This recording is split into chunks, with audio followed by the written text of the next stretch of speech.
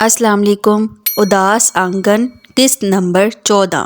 انایا کو آفس کی گاڑی گھر کے دروازے تک چھوڑ کر گئی۔ انایا کو گاڑی سے اترتا دیکھ کر اپنے گھروں کے دروازے پر کھڑی عورتوں نے منہ کھول کر دیکھا، جسے انایا نظر انداز کر کے گھر کے اندر داخل ہو گئی۔ انایا کے گھر میں داخل ہوتے ہی صحن میں سبزی بناتی شازماں اور چائے پیتے ابا اس کی طرف متوجہ ہوئے۔ انایا سلام کر کے ان کے پاس ہی بیٹھ گئی۔ کیسا رہا پہلا دن؟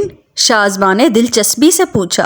اچھا تھا، انایا نے مختصر سا جواب دیا، جس سے اس کی ہرگز تسلی نہیں ہونی تھی۔ کام سمجھ آیا؟ آفس کیسا تھا اور وہاں کا ماحول؟ شازماں کے پوچھنے پر ابا مسکرائے۔ کام تو اتنا مشکل نہیں تھا اور آفس بھی شاندار تھا، جبکہ ماحول کا تو کچھ دنوں تک سے ہی پتہ چلے گا۔ سب کچھ بتاتے ہوئے انایا کے ذہن میں اپنا آفس آیا۔ بیٹا، گاڑی گھر تک چھوڑنے آئی تھی نا؟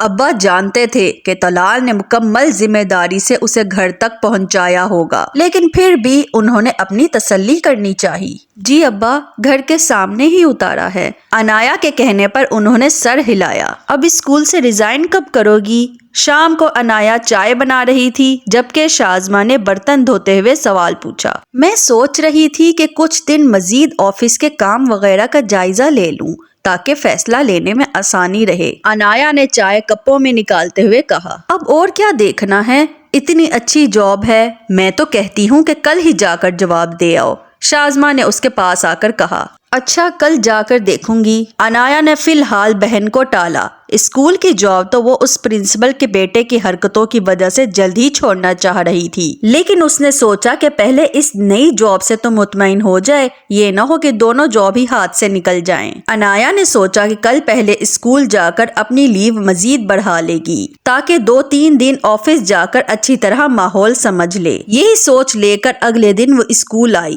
لیکن مصیبت پہلے سے ہی اس کے آنے کا انتظار کر رہی تھی۔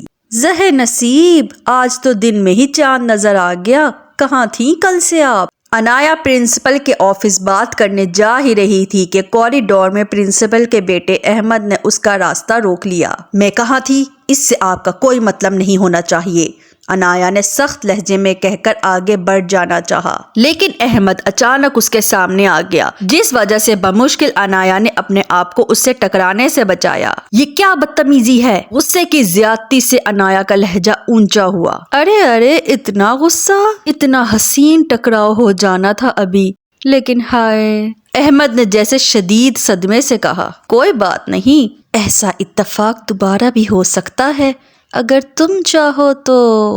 وہ ٹھڑکی لہجے میں آنکھ مار کر انایا کے تھوڑا قریب آتے ہوئے سرگوشی میں بولا۔ چٹاخ!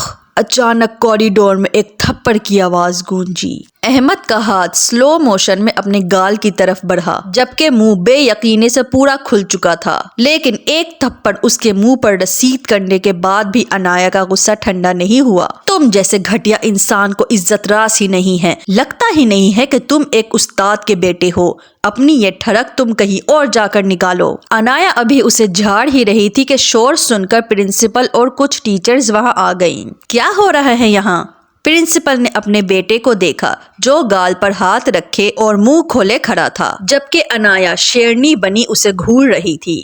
یہ آپ اپنے سپوت سے ہی پوچھیں۔ انایا کے تلخی سے کہنے پر سپوت صاحب نے ماں کو دیکھا۔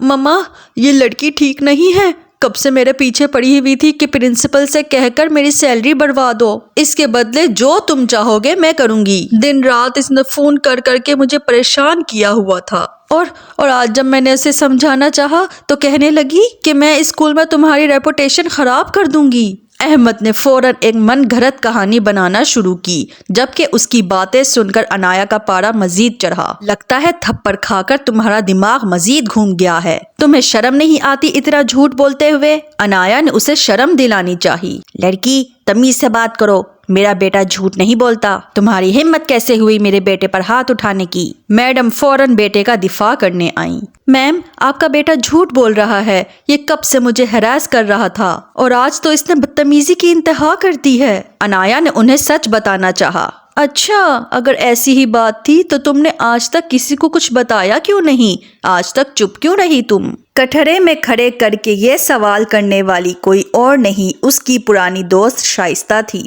ہاں بتاؤ، تمہارے کہنے کے مطابق اگر میرا بیٹا تمہیں کب سے ہراس کر رہا تھا تو مجھے یا کسی اور کو کچھ بتایا کیوں نہیں؟ پرنسپل نے بھی شائستہ کا سوال دہرایا۔ انایا جو اپنی پرانی سہیلی کا طنزیہ لہجہ سن کر شاکڈ ہوئی تھی، پرنسپل کے پوچھنے پر چونک کر ان کی طرف متوجہ ہوئی۔ میں نے اس لیے نہیں بتایا کیونکہ میں اپنے کردار پر کوئی بھی سوال اٹھتا برداشت نہیں کر سکتی تھی۔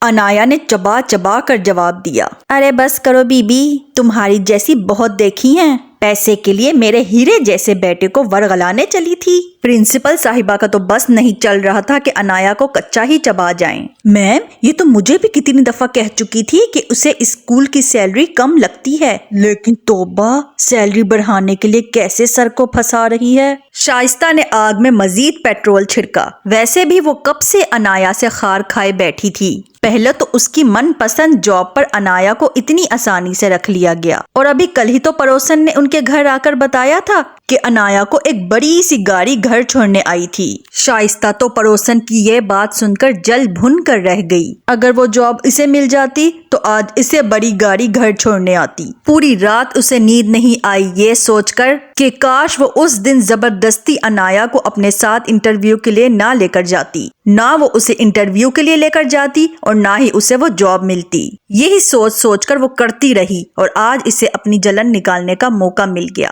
میری کسی بات کا کوئی اور یقین کیوں کرے گا جب میری اپنی اتنی پرانی دوست ہی مجھ پر کیچڑ اچھالنے میں سب سے آگے ہے؟ انایا نے دکھ سے شائستہ کی طرف دیکھ کر کہا تو اس نے نظریں چرا لیں۔